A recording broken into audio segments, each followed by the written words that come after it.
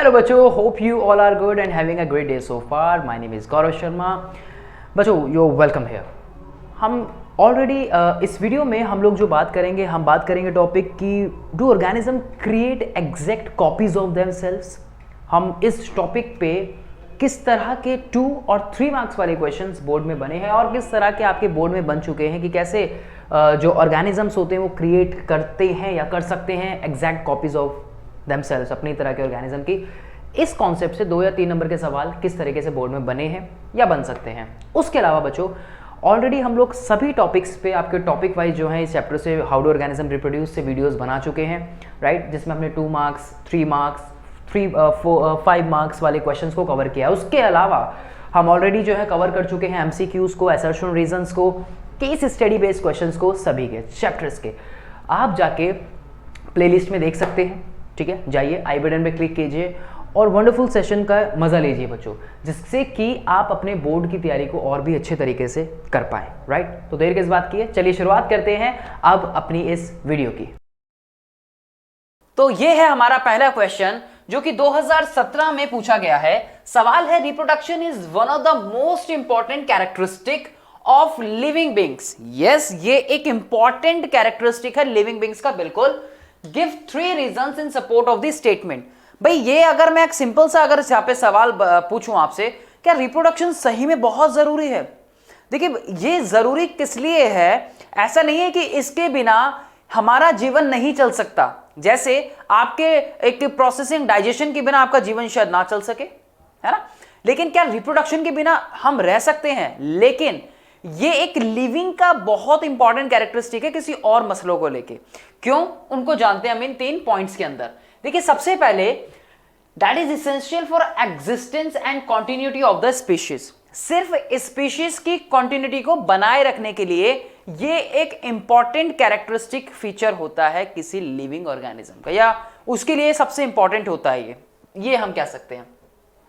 It helps to pass genetic information to next generation. ये जितनी भी जो जेनेटिक इंफॉर्मेशन हैं उनको एक जनरेशन से दूसरी जनरेशन में पास कैसे होती है? जब तक रिप्रोडक्शन नहीं होगा, गैमेट्स फ्यूज नहीं होंगे, तब तक कैसे पास होंगे कैरेक्टरिस्टिक? या फिर गैमेट्स फ्यूज भी ना हो, एसेक्सुअल में भी एक से दूसरी में तो जाता है ना ऑर्गेनिज्म, राइट, तो इंफॉर्मेशन तो उसकी वहां भी जाती है, करेक्ट। तो ये 2 पॉइंट्स हो गए इसके। It brings variation. अभी हमने पढ़ा कि जो हमने प्रीवियस जो क्वेश्चन देखे हमने 1 मार्क वाले, उनमें हमने देखा कि जो वेरिएशन आती है, जैसे जो सेक्सुअल रिप्रोडक्शन में हमें ज्यादा वेरिएशन देखने को मिल रही है, तो वो किस वजह से आती है? रिप्रोडक्शन की वजह से। तो it brings variation right in the next generation which is the basis for evolution. और ये वेरिएशन आगे जाके किसको लीड करती हैं? ये लीड करती हैं इवोल्यूशन को। तो ये 3 मुख्य कारण हैं कि हाँ देखो, ऐसा नहीं है कि रिप्रोडक्शन के बिना ह्यूमन बीइंग जिंदा नहीं रह सकता, बिल्कुल रह सकता है।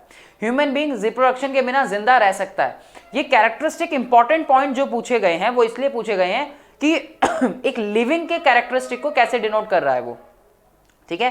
ये चीज ध्यान रखिएगा, कहीं आप एग्जाम में लिखाओ कि उसके बिना हम जिंदा नहीं रह सकते, तो that is not a true point, ठीक है। तो ये 3 पॉइंट आपको ध्यान रखने हैं। Existence, continuity of the species, number 1। दूसरा, इंफॉर्मेशन को पास करता है वन टू अनदर, और तीसरा वेरिएशन लाता है, ठीक है जी। ये एक सवाल था बच्चों। दूसरा, यहां पे 2016 से एक सवाल आया है, डिफाइन रिप्रोडक्शन। तो reproduction means the production of new organism, the production of new organism from the existing species, the production of new one या production of young one from the existing species, right. तो how does it helps in providing stability to the population of a species? कैसे ये stability provide करता है किसी population में या किसी पॉपुलेशन ऑफ स्पीशीज में, ठीक है जी। तो देखिए, production of new organism by existing organism of the same species is known as reproduction. ये तो आपकी हो गई पूरी की पूरी आपकी किताबी भाषा, है ना। तो एक उसी पर्टिकुलर स्पीशीज से एक नई स्पीशीज का बनना, है ना, उसी के जैसी सेम उसी के जैसे स्पीशीज का बनना, वो कहलाता है आपका क्या? वो कहलाता है आपका रिप्रोडक्शन। तो क्यों जरूरी है बताइए? How does it helps in providing stability to the population of species? एक स्टेबिलिटी कैसे प्रोवाइड करता है वो? It is linked to the stability of population of a species. DNA replication during reproduction ensures transfer of specific character or body design feature that is essential for an individual of a population to live and use that particular निश। आप जब हम किसी organism की बात करते हैं तो आप देखेंगे कि जो ह्यूमंस के जो यंग वंस हैं वो ह्यूमंस के यंग वंस एग्जैक्ट ह्यूमन की तरह ही तो होंगे। ऐसा तो आप नहीं देखेंगे ना कि एक ह्यूमन का यंग वन जो है वो आपको किसी डॉग की तरह दिख रहा है, राइट। तो ये चीज कैसे हो रही है, जब इसका डीएनए इसके पास ट्रांसफर हो रहा है तो वही डीएनए जो है रेप्लिकेशन की प्रोसेस भी वहां पे ऐसी हो रही है। So DNA replication during reproduction ensures transfer of specific character, है ना, कि इसके हाथ हमारा सर हेड रीजन वही है, हमारे लिम्स जो है वो उसी तरह है ना, किसी अदर डॉग या फिर जिस तरह से अदर एनिमल्स के जिस तरह से आप दूसरे मैमल्स के देखते हो वैसे नहीं है।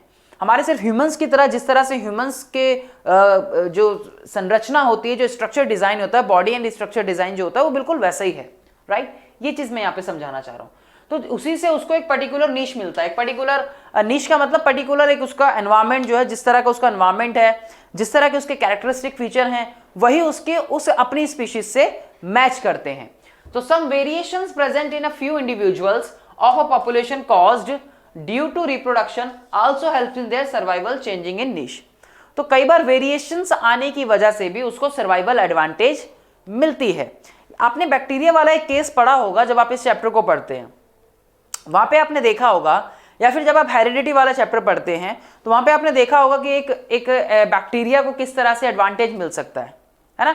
आपने एक एग्जांपल वहां पे पढ़ा होगा। कुछ यहां पर भी ये यही जोड़ना चाह रहा है कि कई बार वेरिएशंस की वजह से या किसी स्पीशीज में वेरिएशन आने की वजह से उसको सर्वाइवल एडवांटेज मिल जाता है।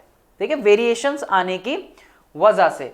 तो some variation present in a few individuals of a population caused due to reproduction and also helps in their survival at the changing niche। तो चेंजिंग नीश मतलब चेंजिंग एनवायरनमेंट में से कभी पर्टिकुलर हैबिट में change आने की वजह से उसमें कई सारे जो एडवांटेज हैं उसको मिलते हैं। इसको डिटेल हमने डिस्कस किया है टॉपिक में, राइट। यहां आपको सिर्फ इसमें अभी इतना ही लिखना है। चलिए, तो अगला सवाल जो है वो आया है, what is DNA कॉपिंग, state its importance. क्या होती है DNA कॉपिंग? DNA copying is the production of similar copies of DNA present in a cell। कॉपिंग होना, सिमिलर डीएनए बनना। आपको पता है हम सभी का लगभग 99.9% डीएनए जो है वो लगभग एक जैसा होता है। कुछ 1% अलग अलग होता है, 0.1% जो है ये अलग अलग होता है। चेंजेस जो आते हैं उसी को हम वेरिएशन बोलते हैं।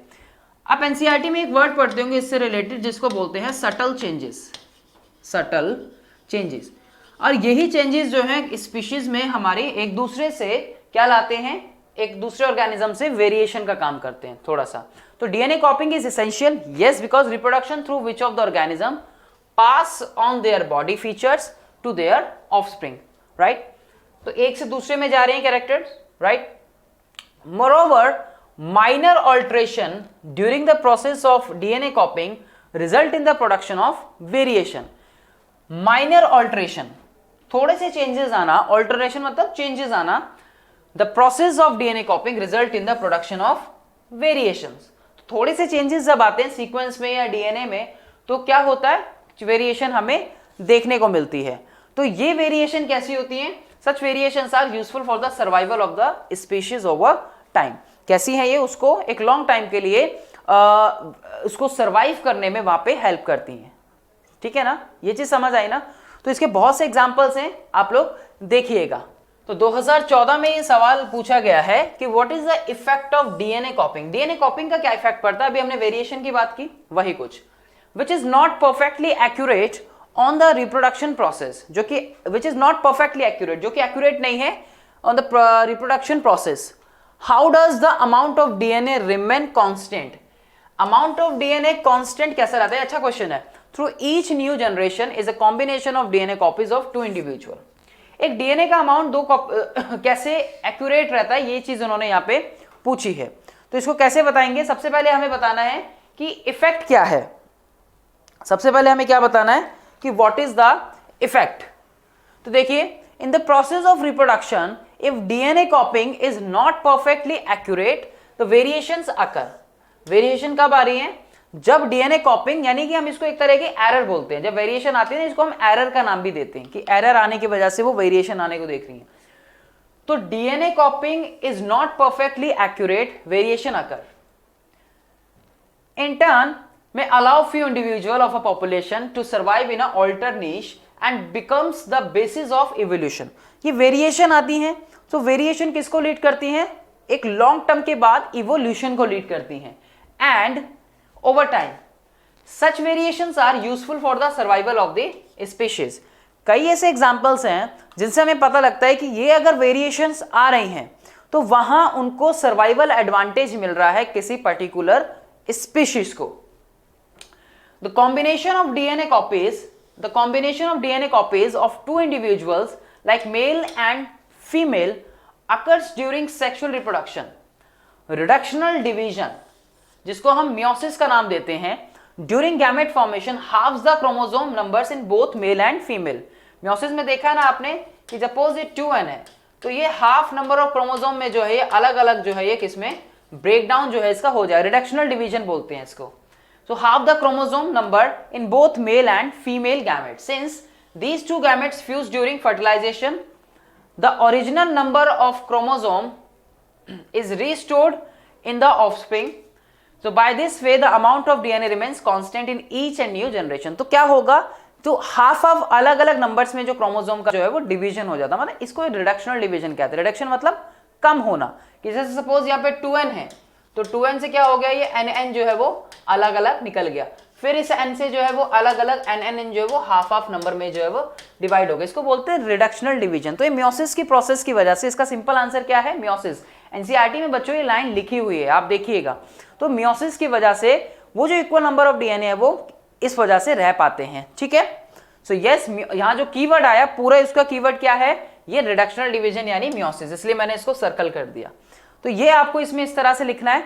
और ये सवाल जो थे वो हमारे ये 3 नंबर वाले सवाल जो हैं वो कंप्लीट होते हैं. आई होप कि आपको ये पता लगा हो कि 3 नंबर के सवाल किस तरह से पूछे जाते हैं, इस टॉपिक से किस तरह के या फिर पूछे गए हैं. आई होप बच्चों कि आप लोगों ने इस वीडियो को, इस चैप्टर को, इस कॉन्सेप्ट को एंजॉय किया हो, आपने इस कॉन्सेप्ट को अच्छे से सीखा हो और मैंने आपकी थोड़ी सी मदद की हो इन कॉन्सेप्ट्स को अच्छे से समझने में और आपकी बोर्ड की तैयारी को और बेहतर बनाने में.